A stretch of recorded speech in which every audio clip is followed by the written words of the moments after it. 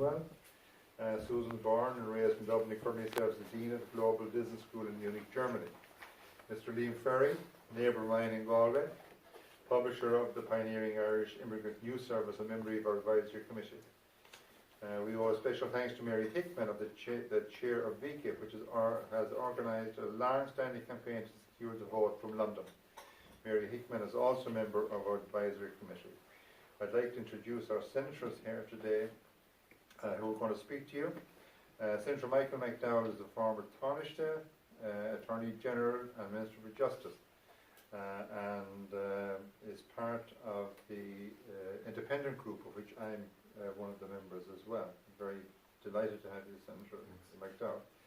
And also a good friend of mine, Senator Catherine Nunes, Deputy Fine Gael, the Deputy Leader of the Shannon here, and I've known Catherine for many years. We have Senator Ivana Banchik, Leader of the Labour Party Group on Foreign Affairs, spokesman as well.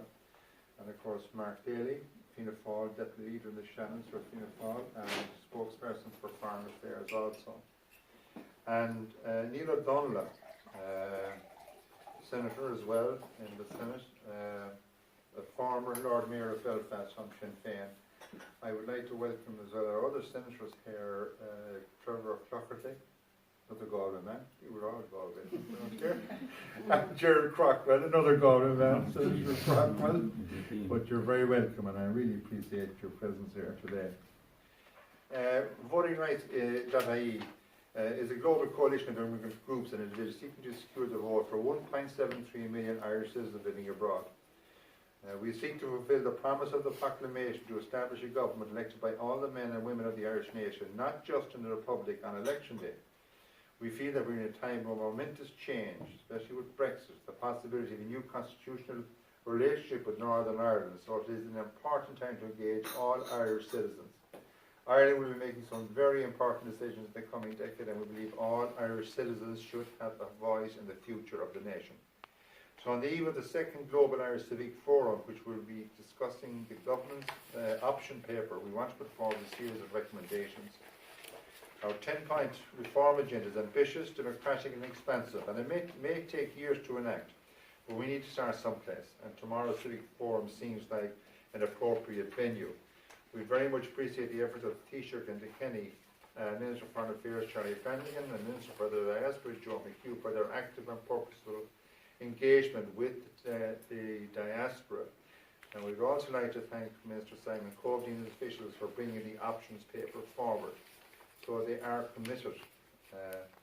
So here's a broad view of our agenda. First, by allowing immigrants to vote, we have the possibility of creating a third historic opportunity to expand the franchise, to follow in the footsteps of the great liberator Daniel O'Connell and the founders of the Republic. At the core of the 1916 Rising was a demand for equal rights and equal citizenship. 100 years later, we really can't say that we fulfilled the promise of the proclamation, when 1.73 million Irish citizens are currently disenfranchised simply because they are immigrants. Second, we need to have a positive and healthy debate about the meaning of Irish citizenship here in the 21st century. There has been a great deal of ambiguity associated with Irish citizenship over the years, and in many ways we have created a three-tier system of citizenship. Voters in the Republic are first-class citizens who get to vote. Citizens living off the island are second-class citizens and cannot vote. And then there are, of course, the Irish citizens in the north of Ireland, several hundred thousand just over the border, who have Irish passports, but they are not allowed to vote either. We think this is an unequal system, which is ultimately bad for Ireland. So we were very pleased when the Constitutional Convention came forward with its recommendation that all Irish citizens be allowed to vote in the future for the presidency of Ireland. This is a good first step. There are some in Ireland who will disagree with the idea that all citizens should be allowed to vote for the President of the Irish nation. Fair enough. We hope we can change a few minds of those people. And we have every hope that the young people of Ireland who are so passionate about equality will support us. At the heart of this debate is about how we define citizenship.